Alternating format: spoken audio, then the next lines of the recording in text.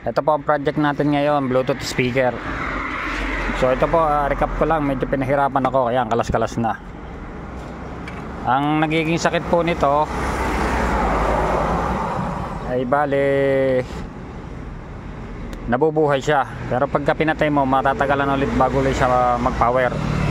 Pero buhay naman po yung system, yung memory niya, yung IC at saka yung mga volume niya, pero hindi siya natunog at medyo napakatagal bago bumalik ang kanyang power.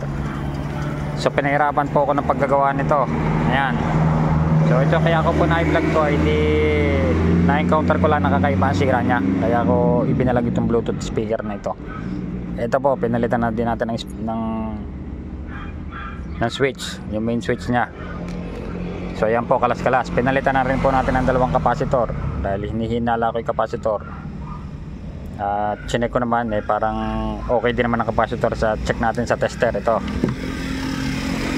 Ayan.